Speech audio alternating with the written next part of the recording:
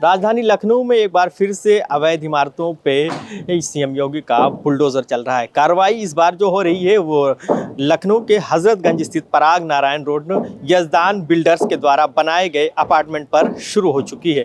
ये कार्रवाई ठीक हम दिखा रहे हैं आपको, हमारे बाएं हाथ पे ये इमारत देख लीजिए। ये इमारत है जिसमें कुल 48 फ्लैट बनाए गए थे और जिसकी 37 फ्लैट्स की बुकिंग हो चुकी थी। और ये जब पूरा कार्रवाई जो शुरू हुई थी ये 2015 से शुरू हुई थी। 2015 में कागजी कार्रवाई की गई थी, उसके बाद 2016 से इसका निर्माण शुरू हो चुका था। मगर जब ये पूरी इमारत लगभग बन के तैयार हो जाती है उसके बाद फिर एलडीए जागता है और वो कहता है कि नहीं, ये बिल्डिंग तो अवैध है। अब ऐसे में एक सवाल खड़ा होता है कि वो जो बायर्स थे जिन्होंने 37 अपार्टमेंट्स लगभग बुक करा लिए थे और उनका अमाउंट जमा कर दिया था, उनका क्या होगा। इस पूरे इमारत पे अब जो है इसको ध्वस्तीकरण की कार्रवाई शुरू की जा रही है और मुंबई से एक्सपर्ट्स बुलाए गए हैं जो उस पूरी इमारत को गिरा रहे हैं। 1 महीने के अंदर इस ध्वस्तीकरण के काम को पूरा किया जाएगा। इस संबंध में जब हमने अपर सचिव एलडीए ज्ञानेंद्र वर्मा से बात किया तो उनका कहना था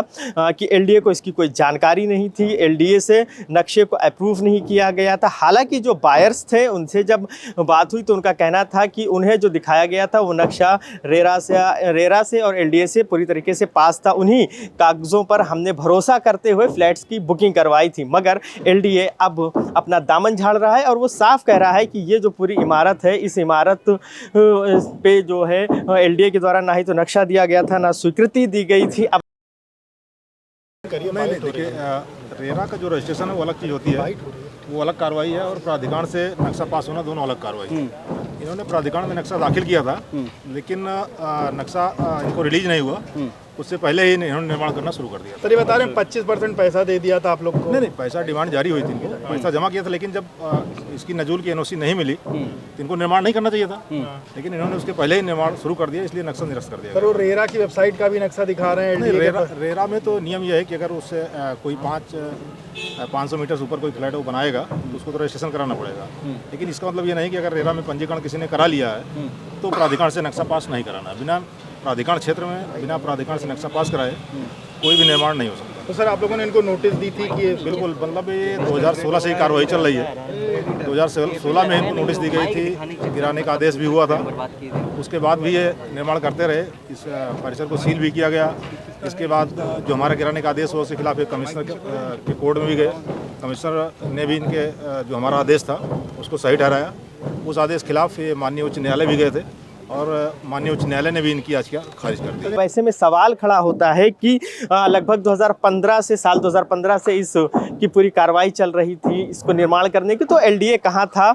एलडीए क्यों नींद से इतनी देर से जागा, जिसका खामियाजा अब बायर्स को भुगतना पड़ रहा है। बायर्स कोर्ट, कमिश्नर ऑफिस और एलडीए के कार्यालय का चक्कर लगा रहे हैं और जो है काफ़ी ज़्यादा परेशान है। बहुत सारे बायर्स ऐसे थे जिन्होंने लोन लिया हुआ था और उस लोन की ईएमआई अदा वो अभी भी कर रहे हैं। ऐसे में एक सवाल खड़ा होता है कि जो लाखों रुपए बायर्स ने लगा दिया उनका क्या होगा। ऐसे तमाम सवाल खड़े होते हैं इस इमारत के गिरने के बाद, मगर इनका जवाब ना तो एलडीए दे रहा है ना ही बिल्डर्स दे रहे हैं। बिल्डर अभी कोर्ट जा चुका है और एलडीए फिलहाल ये कह रहा है कि बिल्डिंग अवैध थी। ये बायर्स और बिल्डर्स के बीच का मामला है, वो आपस में समझें कि उनको उनकी रकम वापस कैसे मिलेगी।